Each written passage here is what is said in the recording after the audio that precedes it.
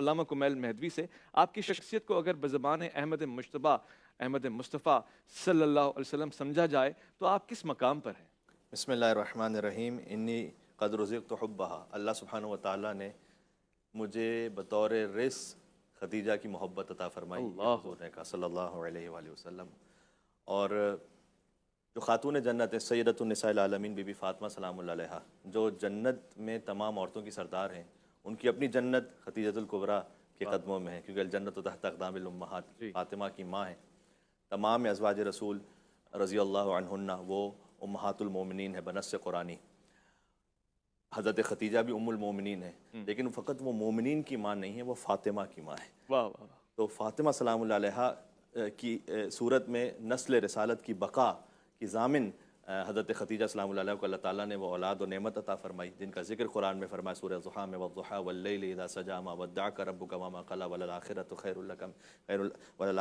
لک من الاولی ولسوف یعطیک ربک فترضیٰ لم یجدک یتیما فآویٰ ووجدک ضالا فہدیٰ ووجدک عائلا فأغنیٰ۔ سبحان اللہ، کہ صبح کے اجالے کی قسم، رات کی قسم، جب اس کی تاریکی چھا جائے، آپ کو نہ کبھی ہم نے چھوڑا ہے اور نہ کبھی آئندہ کبھی مستقبل میں تنہا چھوڑیں گے، بلکہ آپ کا جو انجام ہوگا وہ آپ کے آغاز سے بہت بہتر ہوگا، اور آپ کو ہم وہ عطا کریں گے وَلَسَوْفَ يُعْطِيكَ رَبُّكَ فَتَرْضَىٰ، کہ آپ راضی ہو جائیں گے۔ کیا شان ہے مصطفیٰ صلی اللہ علیہ وآلہ وسلم۔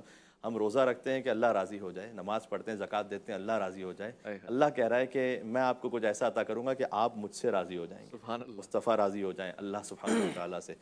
اس کا ذکر قبلے کی آیت میں بھی ہے، فَلَنُوَلِّيَنَّكَ قِبْلَةً تَرْضَاهَا، ہم آپ کا رخ اس قبلے کی طرف موڑ دیں گے جس سے آپ راضی ہو جائیں گے۔ تو مصطفیٰ کی رضا اللہ سبحانہ وتعالیٰ کو مطلوب ہے اور اس نے چاہی ہے وہ، سبحان اللہ۔ یہ کون سے مسلمان ہیں کہ جو بغیر مصطفیٰ کے رب تک پہنچنا چاہتے ہیں؟ یہ تو ممکن ہی نہیں ہے، ان کے وسیلے کے بغیر تو کسی صورت بھی اللہ سبحانہ وتعالیٰ تک پہنچنا ممکن ہی نہیں ہے۔ پھر فرمایا کہ الم یجدک یتیما فآویٰ، آپ یتیم تھے تو کیا میں نے آپ کو نہیں پالا؟ جو کہ حضرت عبد المطلب حضرت ابو طالب علیہ السلام نے پالا، تو کہا کیا میں نے نہیں پالا آپ کو؟ تو اللہ نے اس عمل کو اپنی طرف نسبت دی۔ وَوَجَدَكَ ضَالًّا فَهَدَىٰ، آپ غیر معروف تھے، ہم نے آپ کو معروف بنایا۔ وَوَجَدَكَ عَائِلًا فَأَغْنَىٰ، آپ تنگ دست تھے تو میں نے آپ کو غنی بنایا۔ فَأَغْنَاهُ بِمَالِ خدیجہ، اللہ سبحانہ وتعالیٰ نے حضرت خدیجہ کے مال سے غنی بنایا تھا، لیکن کہا کہ میں نے غنی بنایا آپ کو۔ تو یہ تو انبیاء کی شان ہوتی ہے، وہ تو انبیاء تو ہیں فقط 1,24,000، لیکن شان یہ ان کی ہوتی ہے کہ اللہ تعالیٰ ان کے کام کو اپنا کام کہا۔ وَمَا رَمَيْتَ إِذْ رَمَيْتَ وَلَٰكِنَّ اللَّهَ رَمَىٰ، یہ جو کنکریاں آپ نے پھینکی ہیں یہ آپ کے ہاتھ سے نہیں نکلی، جو آپ کے ہاتھ سے نکلا ہے وہ خدا کے ہاتھ سے نکلا ہے۔ تو یہ جو وہ شان تھی نا وہ اللہ سبحانہ آپ کا ہاتھ نہیں، اللہ کا ہاتھ ہے۔ جی جی سبحان اللہ۔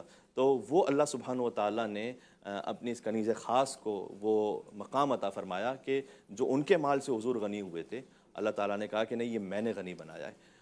قرآن کریم میں جہاں پر شوہر اور زوجہ کی بات ہو نا، دیکھیں شوہر اور زوجہ کا رشتہ وہ ہوتا ہے، اس کائنات میں پہلا رشتہ اللہ تعالیٰ نے شوہر اور زوجہ کا بنایا ہے، ماں باپ کا نہیں بنایا۔ حضرت آدم حضرت حوا کا رشتہ جو پہلا رشتہ ہے وہ بنایا ہے۔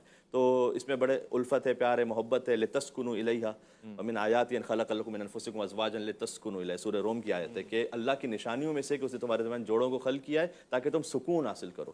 تو جو خاتم المرسلین کے سکون کا باعث ہیں وہ حضرت خدیجہ سلام اللہ علیہا ہیں۔ جب تو اللہ تعالیٰ نے ساری مثالیں قرآن میں رکھ لی، چونکہ قیامت تک کے لیے ہدایت ہے نا۔ کبھی ہو سکتا ہے کہ شوہر اور زوجہ دونوں شر پر ہوں، کبھی ہو سکتا ہے کہ شوہر اور زوجہ دونوں خیر پر ہوں، کبھی ہو سکتا ہے کہ شوہر خیر پر ہو زوجہ شر پر ہو، کبھی ہو سکتا ہے کہ شوہر شر پر ہو زوجہ خیر پر ہو۔